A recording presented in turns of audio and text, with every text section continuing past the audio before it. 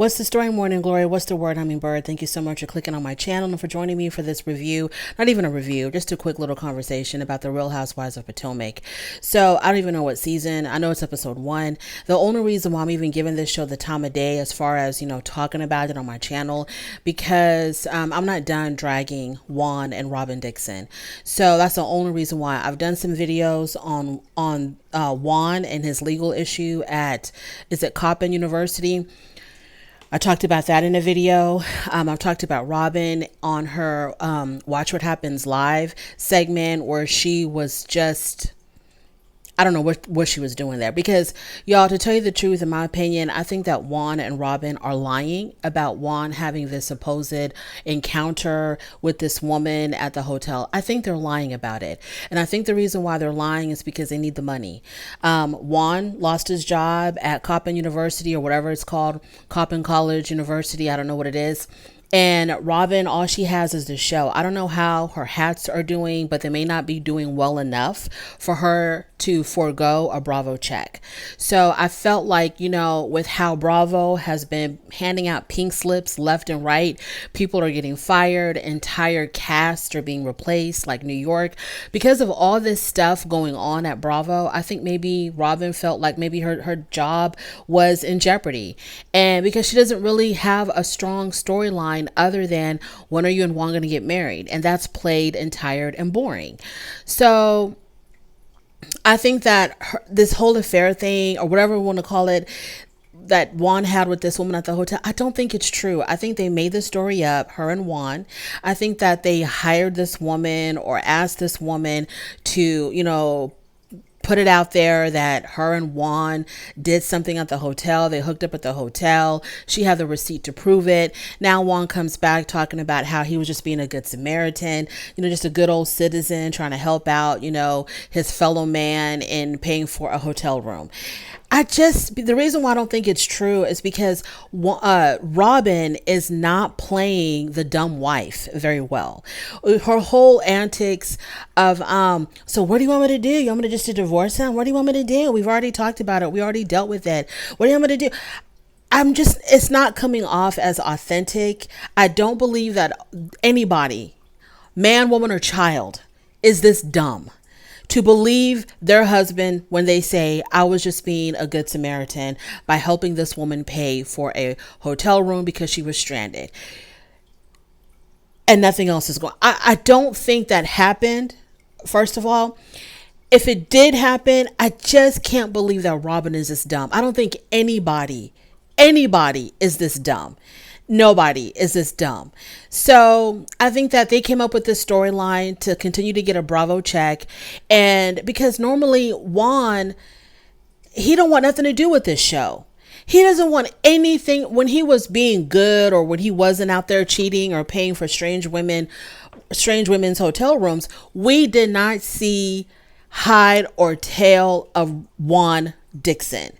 It was hard to get him to ever appear on camera when he was not involved in a scandal. Okay, he didn't want nothing to do with this show. He never came hardly to any events. He hardly showed up to the reunions, or if it was an event, he would show up and dip. And now all of a sudden, we have seen more of Juan in episode 1 than we have seen of Juan in the past 3 seasons.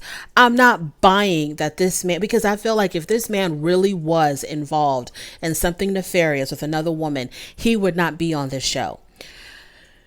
I don't think he would show his face. I really don't think he would show his face at all. So I just don't buy it. I just don't believe it. And if it is true, then Robin, you are the dumbest, slowest person I have ever seen in my life. If it's true, if you're sitting here believing what this man is telling you about, he was just being a good Samaritan.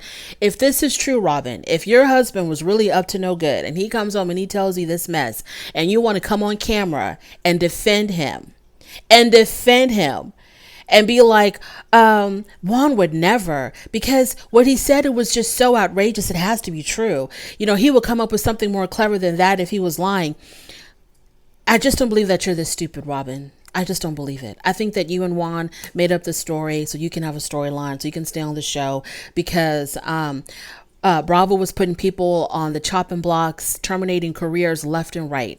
So I don't think that this is true at all. I really don't think. And like I said, when they did the scene with her and Giselle and Ashley and Charisse, and she was sitting there and she was like, the world is trying to destroy my relationship.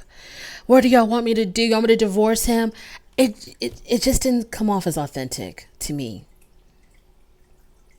And no, the world is not destroying your relationship, Robin. Your husband is paying for some strange woman's hotel room. Your husband is the one destroying your own relationship, if it's true. And then the issue with him and Coach Bree, whoever the hell that is.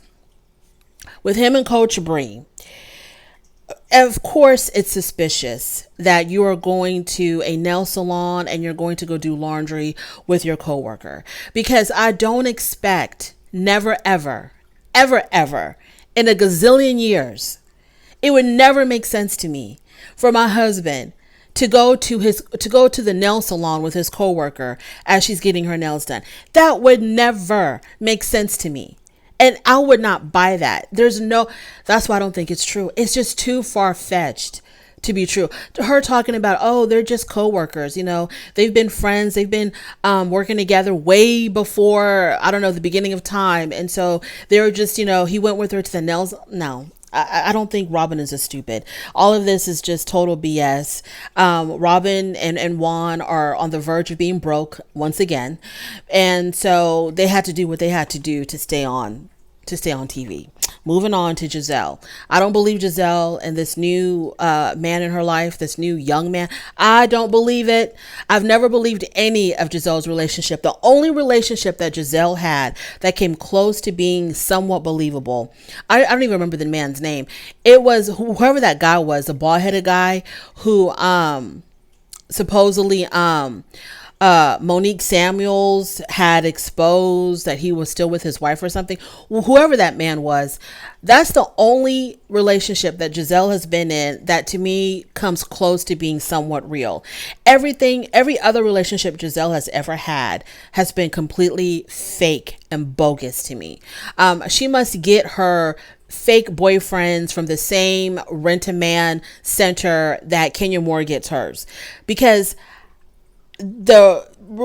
how her and this man, how they were relating to one another in that damn kitchen, not believable. There's no chemistry between them. The age gap is atrocious. Okay, the age gap between her and this young man is as wide as the Grand Canyon. Not necessarily like in calendar years, but just the way they look. They just look so completely, they look like, it really is giving off mother and son. It's not giving off, I'm an older woman, I'm a MILF, and this is my young hot boyfriend. It doesn't even come across like that.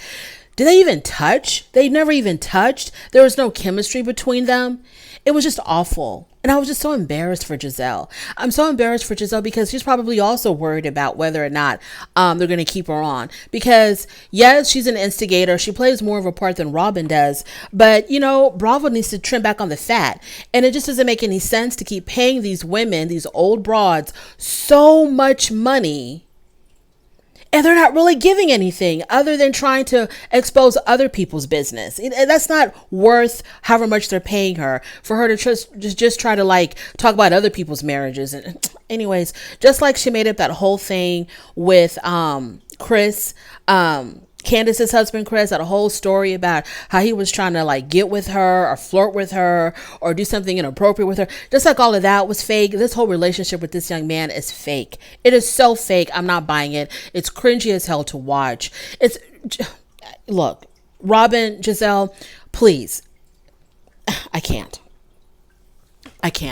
Why can't y'all ever do anything else? I mean, do y'all have no other skills, no other job qualifications? All you want to do is come on this show with your fake stories, your fake boyfriends, your fake relationships. Robin and Juan, anyways, let me just move on. Ashley's going to drag on this divorce until her youngest child turns 18.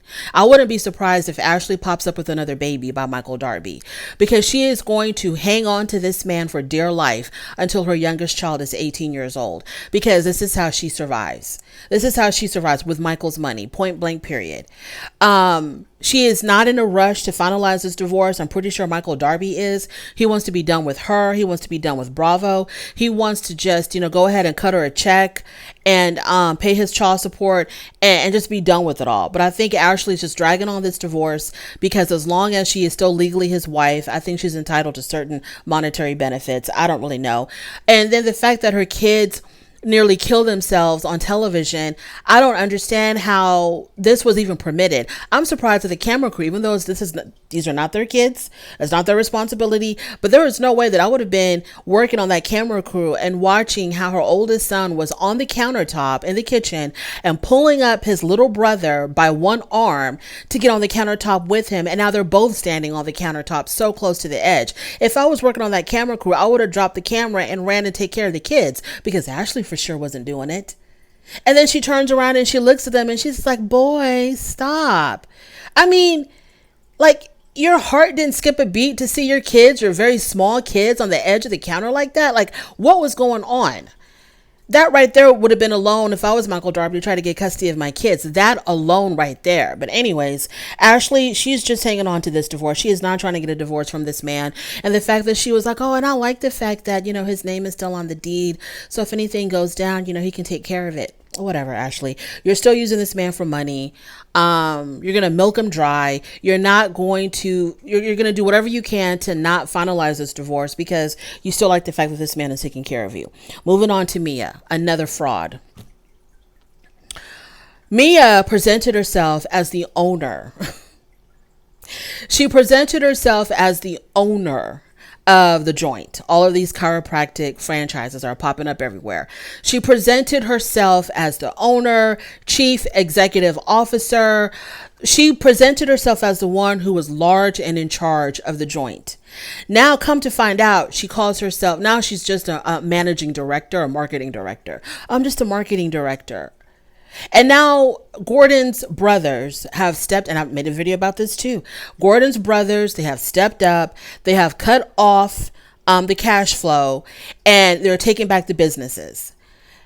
If they have so much power to do that, then what capacity was Mia and Gordon even working in with the joint? If the brothers can just come in, just completely disrupt their lives, turn their lives upside down so much that they have to leave their big spacious home to come live in a 1,500 square foot apartment. How can the brothers have that much power if y'all had it like that? So they were faking the funk. They were living this fake fraudulent lifestyle, making us believe that, they were business owners and very successful business owners. We're opening up another franchise, or I'm inviting everybody to the grand opening of my newest franchise. No one, she's just the managing director, or the marketing director. And she ain't got no use for Gordon if he ain't got no damn money. Because she got with that man for money. She ain't got no use for Gordon if he's broke.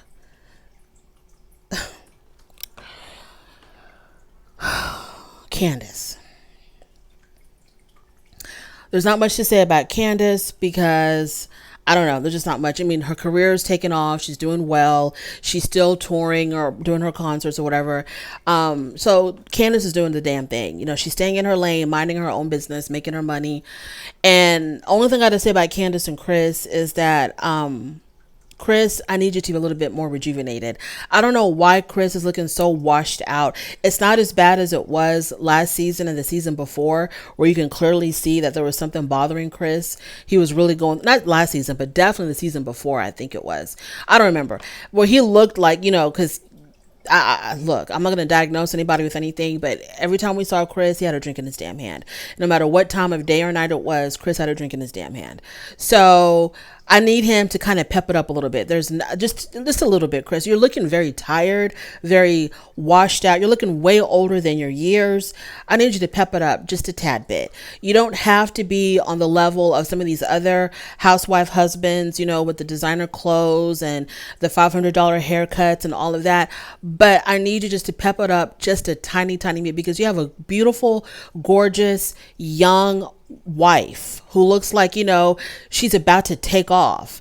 And you're just looking so washed out and drawn out and just tired. Like, Chris, I need you to match your wife's energy in some capacity, please, because you and her are like a package deal. If we see her, we see you. And we see this young woman who is so full of life, energetic, beautiful, going 100 miles a minute, trying to make things happen. And then you look like a gray crayon, Chris. Anyways, that's all I got to say about these women. Yeah, that's all I gotta say. It's just sad and pathetic, y'all. And don't even get me started on Married to Medicine, because I haven't even watched Married to Medicine yet, but I will be talking about Married to Medicine because I'm not done with those women either. So thank you so much for joining me. I really do appreciate it. On your way out, please don't forget to rate the video if you like this content, subscribe to my channel, and I'll definitely talk to you later. Bye.